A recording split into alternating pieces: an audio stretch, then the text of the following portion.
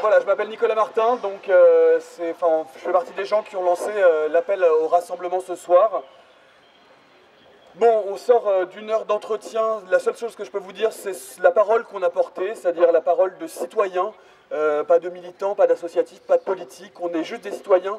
Et ce qu'on a voulu dire surtout, c'est l'extrême colère dans laquelle on est suite aux déclarations du chef de l'État hier, suite aux déclarations du ministre de l'Éducation nationale aujourd'hui, et suite évidemment aux manifestations de l'extrême droite réactionnaire et ultra-conservatrice du week-end dernier.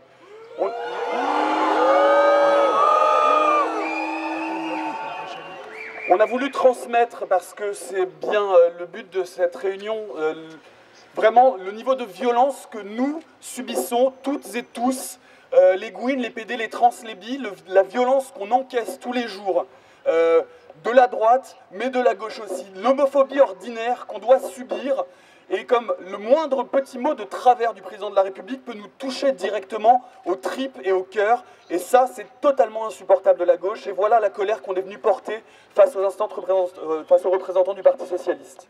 La réponse, qui est finalement une réponse assez logique et assez attendue du sénateur David Assouline, qui a pris le temps de nous écouter et d'écouter cette colère, ben, c'est la réponse qu'on connaît, c'est-à-dire que oui, le chef de l'État a eu un mot malheureux, il s'excuse. Il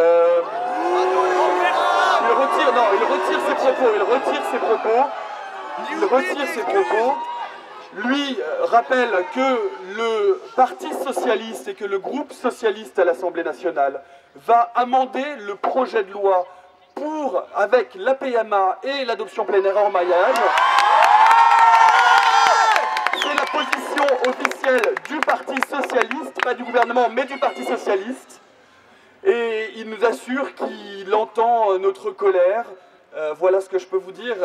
Et on est ici pour leur rappeler qu'au moindre mot de travers, on sera là, que nous, ce qu'on veut, c'est pas juste l'engagement 31, ce sont les promesses de campagne complètes, c'est-à-dire l'égalité totale, la PMA, le mariage plénier, l'adoption plénière en dehors du mariage, le mariage et l'adoption évidemment.